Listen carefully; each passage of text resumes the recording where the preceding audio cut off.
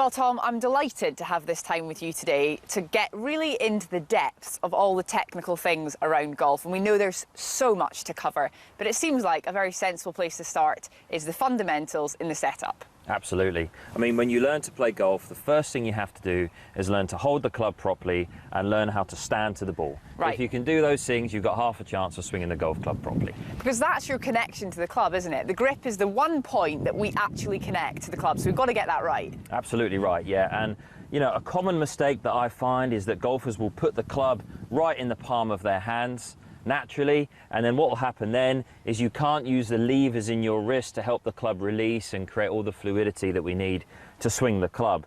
So the first thing I say to people is we've got to get the club running through the bottom of the fingers on the left hand for the right-handed golfers, and the thumb pointing straight down on top of the grip. And then straight away in that position we've got a neutral grip and our wrists can lever correctly and we can release with a nice square club face through the ball. That's really interesting because with other racket sports, you do think about gripping it in the palm of the hand. And so I imagine a lot of our viewers are probably quite surprised to hear that, perhaps uncomfortable actually to hear that. But I remember getting taught that very thing about gripping in the fingers first and almost learning to pick the club up just with the fingers, and then from there you can start to wrap over the palm. So that's the first non-negotiable, grip Absolutely. it in the fingers. Yeah. What else are we looking at? So once we've done that, and obviously the important thing to remember is if you're going to throw a ball, you put it in the palm of your hand, you're not going to get much release. We want it rolling down the bottom there, and we're going to use these trigger fingers quite a lot here in the grip. So first finger and right thumb, okay? And that's going to help us really create a nice release pattern through the ball, okay? So once the little fingers are in place here, we've got the club running through the bottom of the fingers, left thumb on. It's really important that the hands are connected, okay? They have to work together as one unit. We don't want them separated and have a gap between our hands on the grip. You have two options for this, okay? So you can either rest the little finger over that right first hand there, that right first knuckle, or you can interlock the hands like so. Okay. There's no preference on that. They're both right. Yeah. But I would say you should experiment with those two and figure out which one actually you prefer, because the club has to feel comfortable in your hands. Definitely. I am a baseball gripper. Ooh, okay. And I was, when I learned the game of golf, I actually, I'm trying to remember now, it was so long ago, but I overlapped little pinky on top of the index finger of my left hand, and I remember being taught at the time that that would allow the hands to work closely together, and under pressure I wouldn't find my right hand coming in and they'd be a unit. But then I developed this niggle in my wrist, and the only way I could strengthen the back of the wrist was to go into the baseball.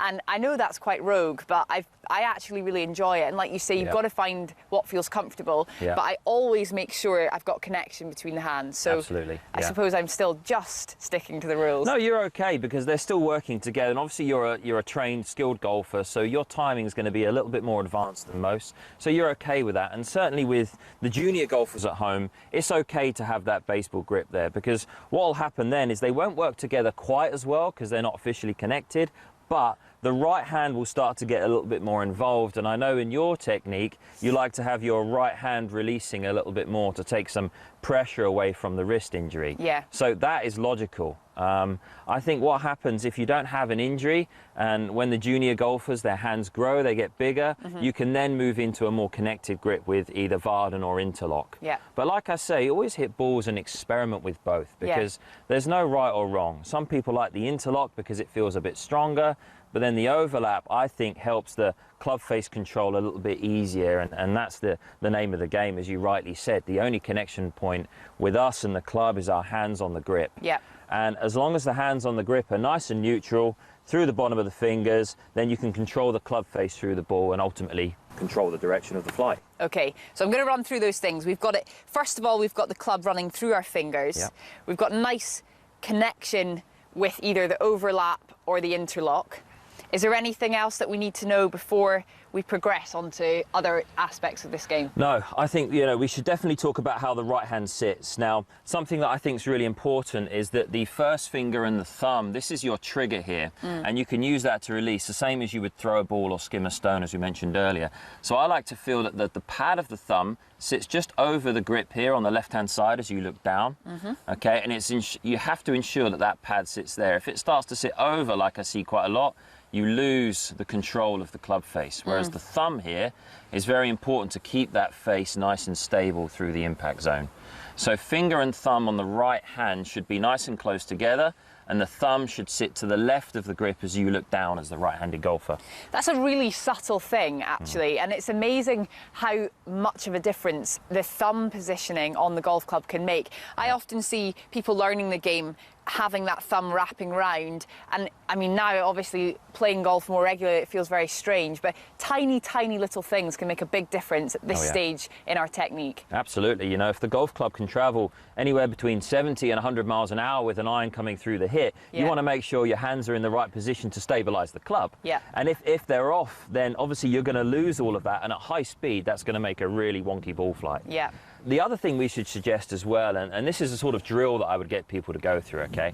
So if we just rest the club here against your thigh and drop your hands down so they're hanging from your shoulder naturally, you'll notice that your hands are slightly curved in, like so.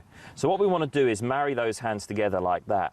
You wouldn't have your hands hanging outside like so, because then we would get the grip in the incorrect position, which is quite common. And at impact, of course, you're going to want to return to what's natural, which is how your arms hang from your shoulder. So I would always ask people to just let their arms hang, grab the club through the fingers, left thumb on, right hand on, connected however you feel comfortable, and then place those hands together. And then they're in a very natural position. That feels really good. I think the final thing I would mention about the grip is just how weird it feels when you make a change. And you change a tiny thing in the grip and it feels like you have changed everything. But that's a good thing, isn't it? Because it shows you are making change. I know, well, change your grip, lose a friend. That's what they taught us when we started our instruction. But yeah, because it is your connection point. And if you've hit thousands of balls in a certain way with the grip out of position and a coach goes and changes it, it takes some time. So what I would suggest, if your grip is out of place, take some time just gripping the club, letting go and re-gripping. Just get used to holding the club in your hands and don't leap straight into striking 100 balls with a new feeling in the hands. Just get used to it being there first and then just slowly evolve into ball striking. Well, Tom, I think we can both agree you've got to start at the grip before you progress onto any other aspect within this game. So hopefully some really good tips there to help you get the grip perfect. The Kapalua Resort on the island of Maui in Hawaii provides a stunning backdrop to accompany this top-class golfing destination, which boasts two wonderful courses set in the heart of Kapalua Bay.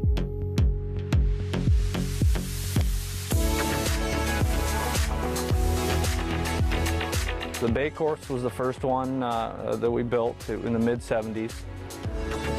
That held out for, let's see, a good 15 or so years. And then the plantation came about. It used to be a pineapple plantation, hence the name Plantation Course. And then they started building that because I think they had some bigger dreams, hence the tournament that we host now. But the Bay course came in first in the mid-70s, and I think the Plantation was built right around 91. The Plantation course is widely regarded as one of the best in the Hawaiian Islands. For nearly 20 years, it's hosted the PGA Tour's opening event of a calendar year, the Tournament of Champions, an event that fields only tour winners from the previous season. I mean, the course is great. It's so stunning visually. You know, you stand on some holes and you can see right into the ocean, and you're kind of taken aback by how beautiful it is. But as far as how it plays, I mean, there's so much elevation change, and on a day like today where it's not as windy, it can play quite a bit different. But you can get the wind out here blowing 30 miles an hour, and it can be, you know, quite tough. So I think the biggest thing, you know, you get to play the angles really well, and there's lots of slopes in the greens where you can use them to your advantage. So a lot goes into it, you know, from a strategy standpoint, but it's really fun to play. It's starting to dry out now with the nice weather, so it makes it for you know, a great test. This golf course here is really good. Ben Crenshaw, who designed it, did a really good job of using the slope. I mean, it's obviously set on like half a mountain here, so he did a really good job of letting you to use the ground, and if anything, it can play like a links course because of the way the slope is and how wide some of the fairways are and how much slope there is. You can really use the ground and put the ball on the ground like a links golf. Alongside the Plantation course on Kapalua Bay is its sister, the Arnold Palmer designed Bay course. Whilst the two sit on the same ground, they feature contrasting defences and provide different tests to visiting golfers. Well, they're two amazing courses, very different. The Plantation course is a heck of a lot longer yardage-wise, a lot more exposed to the elements as a whole. The Bay course, with the exception of 2 holes, which happen to be our signature holes, 4 and 5, right on the water, tends to protect you from the elements a little bit. It's a little bit shorter, a little bit more manageable for the resort-style golfer. You know, the Plantation requires a skilled golfer. Not only that, but somebody who's relatively long. If you're short, it's a tough course. But a lot of undulating, both of them, a lot of undulating fairways. Plantation, very undulating greens. The Bay, some, but not as much. I think they created the Bay with the intent that the resort-style golfer would have a friendly place to come enjoy themselves. It's one of a kind. It's really unmatched. I've never been anywhere outside of Hawaii that can match it as far as views go. The views from the Plantation course, is set up the hill a little bit, so it's a little more aerial. You can get more panoramic looks at the rest of the islands. The Bay course, like I said, has 2 holes that are right on the water, so you can see turtles, fish, people going to the beach. And then there's a handful of different tee boxes and greens on the Bay course where you can turn around and see the ocean as well. So it's really, you know, no better.